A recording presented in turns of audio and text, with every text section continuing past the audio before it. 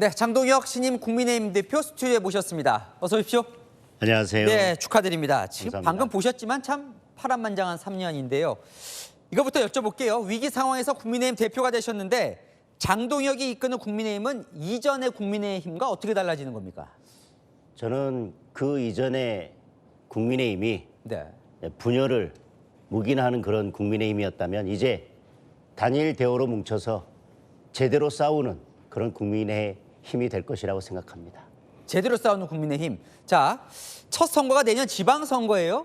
이 승리를 어떻게 하실 생각이신지 궁금합니다. 물론 선거에서 늘 공천이 중요합니다만은 지금은 저희들이 야당이기 때문에 야당의 역할을 제대로 하는 것이 내년 지방선거 승리의 첫 단추라고 생각합니다. 즉 거대 여당을 제대로 견제하고 예. 이재명 정부를 제대로 비판하면서 저희들이 보다 더 능력 있는 정당이 돼서 정책 대안을 제시하고 민생을 제대로 살피는 민생 정당으로 국민께 더 가까이 다가간다면 내년 지방선거 충분히 해볼 수 있다고 생각합니다. 이런 분석이 많은 것 같아요. 이제 지방선거 승리하려면 중원을 잡아야 된다. 대표님도 말씀하셨는데 너무 이 보수 우파 이익만 대변하는 거 아니냐, 좀 모순 아니냐 이런 분석은 어떻게 보십니까? 저희들이 이번 전당대회 과정에서 당내 선거다 보니까 어쩔 수 없이 과거의 여러 이슈들을 가지고 논쟁을 하다 보니까 뭐 그렇게 비춰지는 면도 있었다고 생각합니다. 그러나 이제는 전당대회가 끝이 났습니다.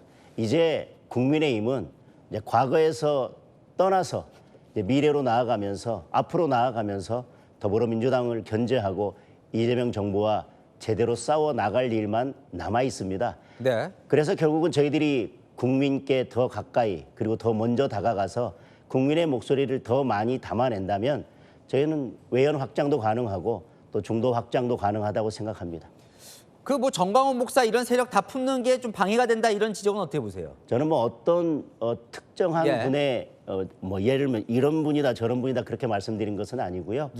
저는 국민의힘을 사랑하시고 또 국민의힘을 위해서 그동안 싸워오셨고 그리고 자유민주주의를 지키겠다고 하는 생각을 가진 모든 국민들, 모든 시민들과 함께 하겠다는 말씀을 드렸습니다. 지금 그것이 저희들이 107석밖에 안 되기 때문에 거대 여당과 맞서 싸우려면 그런 밖에서 저희를 돕는 분들 그리고 밖에서 저희와 함께 싸워주시는 분들과 연대하지 않는다면 저희들이 제대로 싸울 수 없다고 생각합니다. 오늘도 단일 대우에 방해가 된다면 결단한다고 하셨는데 전당대회 과정에서 조경태 의원과는 함께 갈 수 없다 이런 뜻을 좀 밝히셨어요. 뭔가 좀 구체적인 액션에 들어가는 게 있습니까? 뭐 저는 지금까지 뭐 그분에 대해서 오히려 먼저 결단을 하셔라. 왜냐? 그분께서 저를 비판하는 많은 지점들이 저를 이번에도 선택해 주셨고 그 전에도 우리 당을 위해서 열심히 싸워오셨던 많은 당원들을 모욕하는 것이다.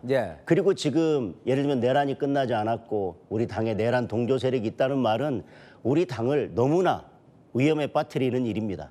예를 들면 더불어민주당 50명 의원이 그런 말을 하는 것과 우리 당의 한 명 의원이 말하는 것을 비교해 볼 때 우리 당 의원 한 명이 그런 이야기를 하는 것이 저는 훨씬 더 위험하다고 생각하거든요. 따라서 지금 오히려 제가 조경태 의원에게 묻겠습니다. 여전히 입장이 어떠신지 그거에 대해서 여전히 입장을 유지하시는지 그리고 그동안 상처받은 당원들께 사죄하실 마음은 없으신지 제가 먼저 묻고 싶습니다. 그렇군요. 한동훈 전 대표와 사실 인연도 많으신데 절대로 함께 할 수는 없는 겁니까? 저는 뭐 특정인을 계속해서 거명한 적이 없습니다. 예를 들면 당의 운명을 몇 명이 좌지우지하는 것은 저는 맞지 않다고 생각합니다. 대부분의 의원들이 한 방향을 정해놓고 가려고 하는데 10%도 안 되는 의원들이 당의 운명을 바꿔버리는 그런 결정들이 있다면 저희 국민의힘은 이제 제대로 갈 수 없는 정당이 된다고 생각합니다. 그래서 계속해서 저는 단일 대우를 강조해 왔습니다. 당은 한 방향을 보고 함께 뭉쳐서 가야 된다. 물론 결정이 있기 전까지는 뭐 다양한 의견들을 낼 수 있겠지만 저는 결정이 되면 반드시 따라야 된다고 생각하고 그렇게 따르지 않는 분들에 대해서는 저는 여전히 결단을 해야 된다고 생각합니다. 일성이 이재명 정권 끌어내리겠다예요. 시작부터 너무 센 거 아닙니까?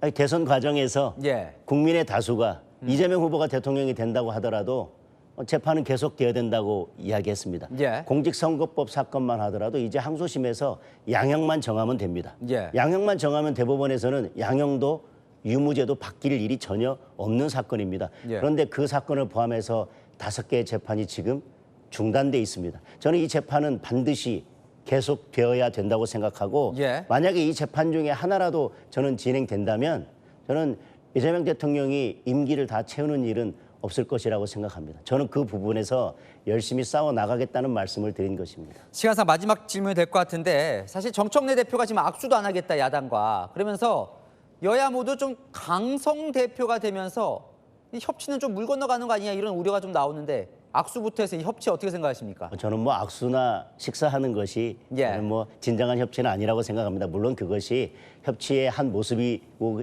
시작점이 될 수는 있겠지만 저희가 지금 정청래 대표 또는 더불어민주당과 제대로 협치를 하려면 결국은 국민의힘의 지지율이 네. 더불어민주당을 앞서는 상황. 그래서 힘의 균형이 맞춰질 때 진정한 협치도 가능하다고 생각합니다. 저희들이 민생 정당으로 탈바꿈해서 국민께 더 가까이 다가가겠습니다. 네, 말씀대로 좋은 정치 해주시길 부탁드립니다. 지금까지 장동혁 국민의힘 신임 당대표와 이야기 나눠봤습니다. 나와주셔서 감사합니다. 감사합니다.